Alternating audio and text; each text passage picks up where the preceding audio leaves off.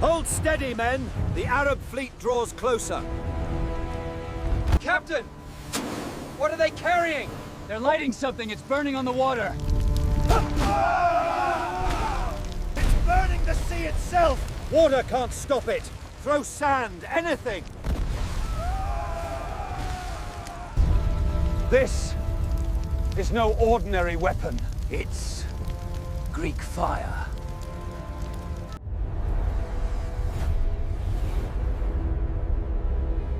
More than a millennium ago, the waters that lapped the walls of Constantinople became the setting for one of history's most terrifying spectacles. Sailors described flames that crawled across the surface of the sea, clung to wooden hulls, and would not be extinguished by water. In an age of oars, sails, and simple woodcraft, that image was nothing short of apocalyptic, a fire that behaved like a living thing. The story begins in the crucible of the 7th century, when the Byzantine Empire faced relentless pressure from new naval powers sweeping across the eastern Mediterranean. Armadas from the south tested Byzantium's control of sea lanes. Coastal cities trembled under repeated assaults. In response, Byzantine statesmen and craftsmen turned urgency into invention. From arsenals behind the city's great walls came a secret weapon, a combustible instrument of war that would reshape naval combat and cement Byzantine dominance for generations. Contemporary chroniclers recorded reactions that mixed awe and horror. A visiting monk compared it to a dragon's breath. An enemy commander wrote of men abandoning ships as if the sea itself had risen against them. The phenomenon quickly took on symbolic weight. Greek fire became less a tactical device than a marker of imperial power, protected by oath and law, handed down within a narrow circle of artisans and officials. Secrecy was part of the weapon's power. Byzantine decrees guarded its manufacture.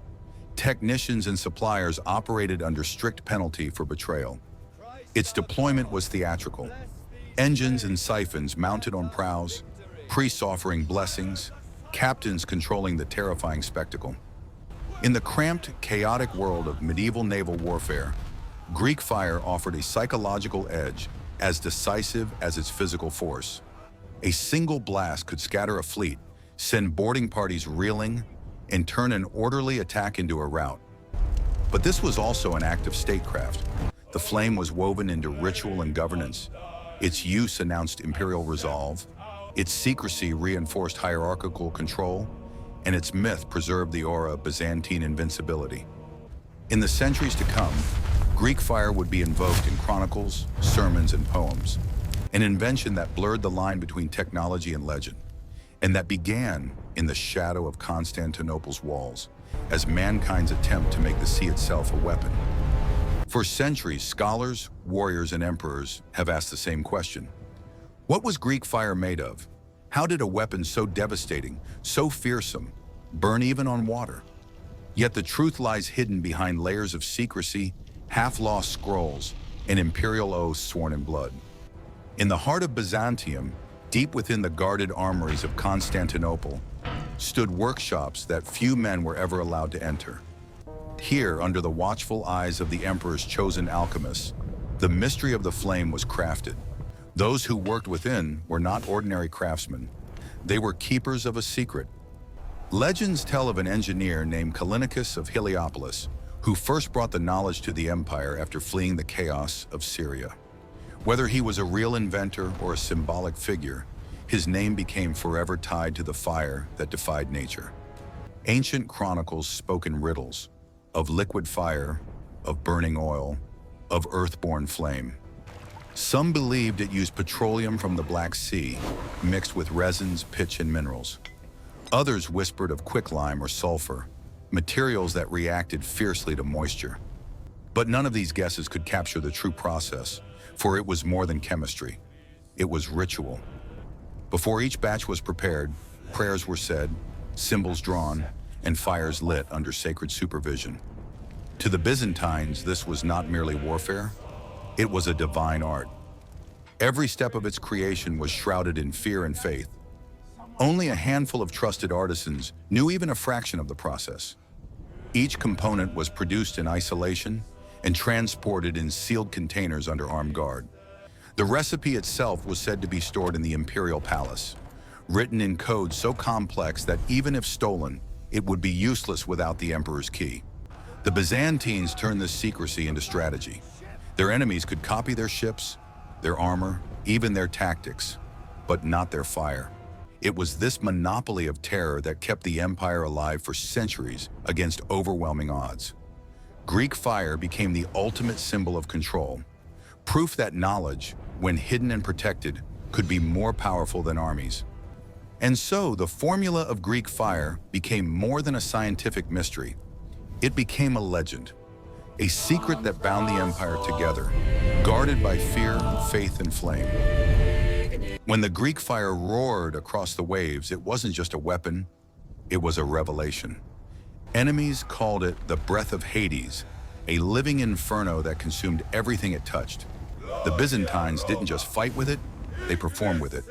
Every spark, every burst of flame was designed to terrify, to overwhelm, to make their enemies believe that the gods themselves fought for Byzantium. Imagine the harbor of Constantinople, 7th century. Arab fleets closing in, oars churning the dark water, the city walls bracing for siege. Then from the golden ships of the Byzantine navy, iron tubes hissed, and a jet of liquid fire arced across the sea. It struck the enemy's ships, and the water itself burned.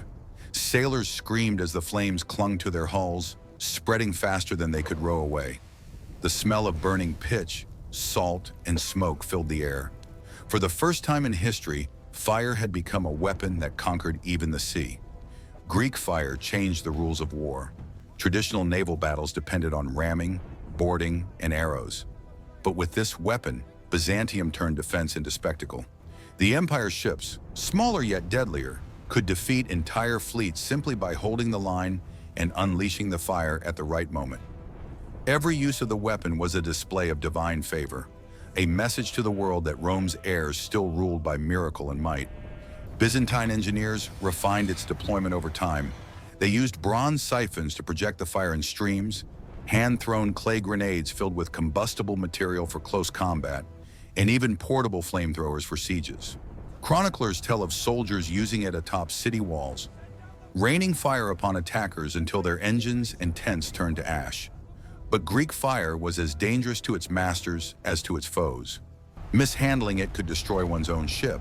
A strong gust of wind could turn victory into disaster. That's why only the most skilled sailors and engineers were trusted with its use. These men were not just warriors. They were priests of fire, guardians of a force that seemed to blur the boundary between science and sorcery. In the end, Greek fire became more than a military tool. It was psychological warfare in its purest form. Its victims feared it long before it appeared, and its legend alone could deter entire invasions. For the enemies of Byzantium, the sight of flame on the horizon meant one thing. The wrath of the empire had awakened, and there was no escape from the fire that even the sea could not drown. Time has a way of burying secrets, and Greek fire is perhaps the most famous of them all. As Byzantium weakened and centuries passed, the knowledge of its creation and deployment slowly faded.